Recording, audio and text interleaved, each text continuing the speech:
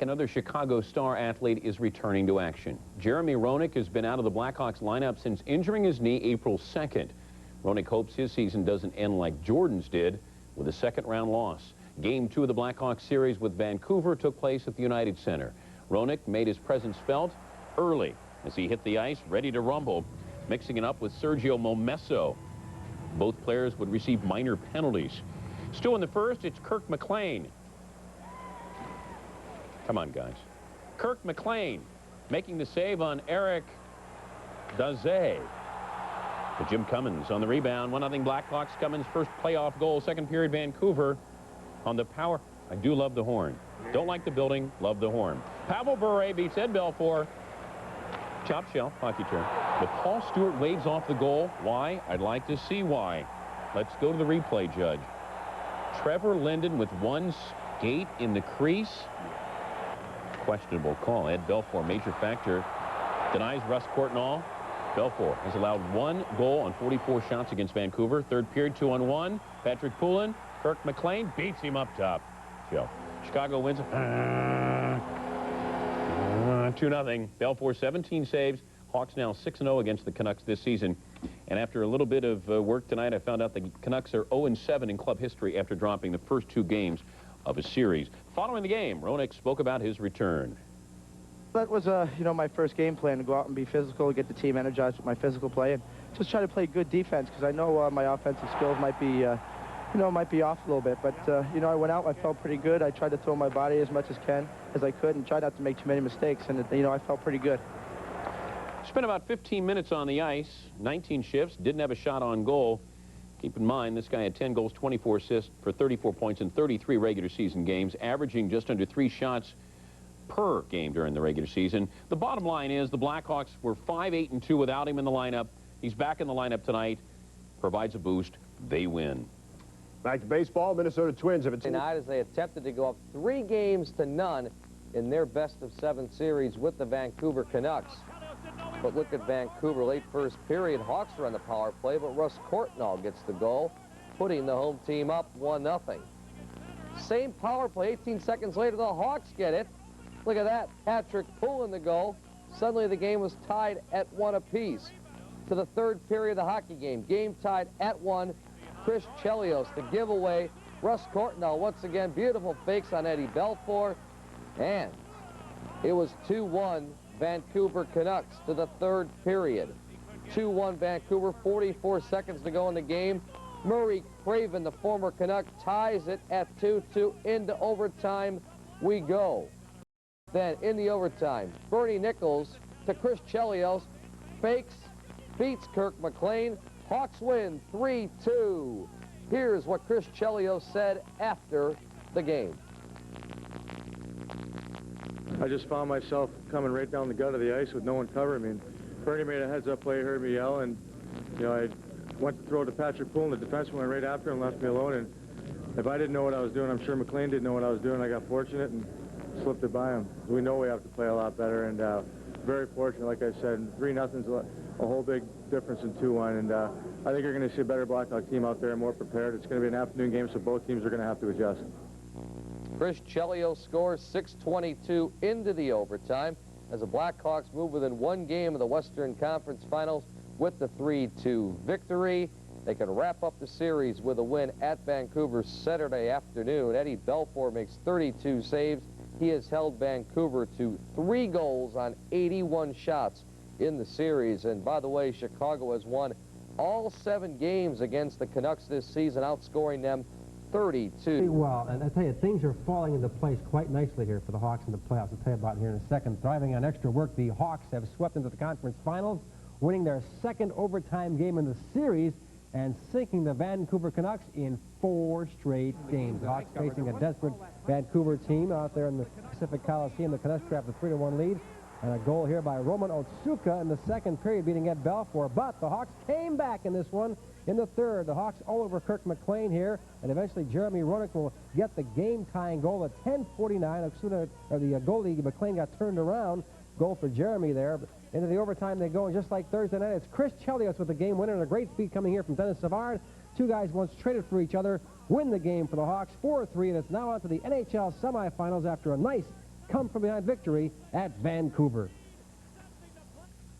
You know, it's a different look at our team. Before we get down a couple goals, it was pretty tough for us to come back because we're not a team that can open it up. But it shows character, and you know, hopefully we can build on this and get ready for next series. We never would have thought that we would have taken them 4 in a row, but it's a lot of heart, and you can't say enough about Eddie Belfour, Chris Chelios. I mean, these guys were absolutely first-class A #1. Well, we got to play better. You know, I'm not saying that we didn't play any good, but you know, we got to continue to get better as the playoffs go on. To a breaking story, the Blackhawks heading home, looking up at a 2-zip deficit in their best-of-7 conference finals with the Red Wings. With the game tied at 1, Tony Amonte pulls a little magic out of his hat and goes in to burn Mike Vernon with a sweet move. 2-1 Chicago at this point. That lasted until the 8-minute mark of the third period. Detroit's Doug Brown gets the puck up and over Eddie Belfour, and this game is tied at 2. It looked as if this one was going to go into overtime, but a Detroit flurry in front of the net enabled Chris Draper to knock in a rebound and the game winner. We feel confident we can go back home and win both those games, and you know, we got to win here sooner or later, and it doesn't matter if we win the first game, the 5th game. Playoff winning streak going into game 3. Let's take you out to the UC first period. No score, Hawks on the power play. Dennis Savard really wrecks the puck there. His first goal of the series, 1-0 Chicago. Then some great play here by Mike Vernon, stonewalling Shelley for the big save. Now the Red Wings did tie it up late in the first. Nicholas Lidstrom here with a long shot. Keith Primo in front for the rebound. We're knotted at 1-1 at the end of 1. So we move on to the second period. Hawks on the power play. Gary Suter back in uniform. Bernie Nichols is there. The putback going top shelf. 2-1 Chicago. Scotty Bowman seeing his team down by 1. But Detroit does come right back to 2-on-1. Tim Taylor, the former Blackhawks. Stu Grimson beating Eddie Belfour. We're knotted at 2 yet again. So Detroit this time takes the lead on the 2-man advantage. Paul Coffey tees it up inside the blue line. His 5th goal of the playoffs. Detroit was up 3-2. So in the third period, Detroit can't clear it. Jeff Shantz able to get the puck. The wrist shot beating Vernon. High glove hand side. We're knotted at 3-all, so we head into overtime. First overtime, Eddie with 1 save. Eddie with 2 saves. As Belfour and company, as well as Mike Vernon, also coming up big, stopping Shelley there. So we go into the second overtime. Vladimir Konstantinov, the odd man advantage. Belfour can't get the glove save nor the stick save there. So the Blackhawks go down in dramatic fashion as Detroit wins it in the second overtime. It was the second overtime win for Detroit in the series. The Red Wings have won 8 straight playoff games and are 11-1 in the postseason. The loss snapped the 4-game home winning streak by Chicago. Mike Vernon had 26 saves for Detroit, 10 in the 2 overtime periods. The Red Wings fired 51 shots on goal, outshooting Chicago in all periods. So the difference in the game, well, it proved to be the odd man rush by the Red Wings in the second overtime, who, according to Scotty Bowman, the thought that the Hawks played better in the overtime periods. I thought in the second overtime, it seemed that the team that was going to take the play to the other team was going to get them into trouble. And I thought we had a very strong first overtime. I don't know what happened. And we started off with a 4-on-4, and we might have got fooled a bit at the end of the first overtime. We thought Sergei was going to come back, and he tried one shift, but he was still pretty woozy. So I thought Chicago took the play to us in the second overtime, and we had a lot of the play in the first. It was a very, the swing went in the game as it was. But Belfour, certainly, it's a tough goal to go against your goalie, but he obviously kept them in the game with about the best goaltending we've had against us this year. You know, when you get that far in overtime, it's not going to be a pretty one. Because guys are just hanging on, you know, there's not much left. They tried to protect the lead in the third. Forced us to dump the puck in, and we finally got a break and scored, and then after that it was end to end. Now, only 2 teams in NHL playoff history have rallied from a 3-0 deficit in a 7-game series. The 75 New York Islanders and the Toronto Maple Leafs back in the 1942 Stanley Cup Finals. Game 4 is Thursday night at the United Center. The puck drops at 7:00. That Game 4 of the Western Conference Final between the Detroit Red Wings and the Chicago Blackhawks. Detroit's been awesome in the playoffs so far, losing only one game heading in to what could have been the final game against the Blackhawks. But the Blackhawks reared up and bit the Red Wings and bit them hard. Dennis Savard in the first period beats Mike Vernon 1-0 Blackhawks off to the lead. Then later in the first period, watch the great pass by Keith Carney getting it out of his own end that springs Joe Murphy. Then watch Murphy beat Mike Vernon, putting it inside the post. 2-0 Blackhawks had the lead. The nightmare continued for Vernon later on the first. Murray Craven working hard, puts it out in front. Dirk Graham puts it away. 3-0 Blackhawks. Scotty Broman trying to figure out what's going on. This is the first time anybody's been up 3 goals in this series. 3-0 Hawks end to 1. Then second period, Dennis Savard in, makes Mike Vernon look bad. 4-0 Blackhawks with the lead. Then later in the period, the Blackhawks go to a power play. Here's textbook passing. Chris Chelios puts it over Dennis Savard across to Joe Murphy, puts it into the open net. 5-0 Blackhawks had the lead. On to the third period, the Red Wings would finally get on the board. You will have noticed that Chris Osgood was in for the last 2 goals given up by Detroit. Detroit gets on the board on this play. Chris Draper tucks it in front of the net, was trying to put it out in front to Doug Brown, but instead it goes up the skate of Chris Chelios. 5-1 Detroit behind. Then Ray Shepard puts it into the net behind Ed Belfour for the final goal of the game. Things got very chippy in the late stages of the game. As a matter of fact, Keith Primo was tossed out of the game for a high sticking foul. The bottom line is Blackhawks win it 5-2. Red Wings lead the series 3-1. The Wings will have another chance to wrap things up when they play Game 5 at Joe Louis Arena Sunday night. After the game, here's what the Blackhawks had to say. It was a good win for us. It was an important win, obviously, because if we didn't win, the season's over. And the same thing comes Sunday. I mean, our backs are against the wall, and they're going to be there until this series is over. But, you know, we came here with the intent winning tonight because we want to win the series. And we're going to go in there Sunday with the same attitude.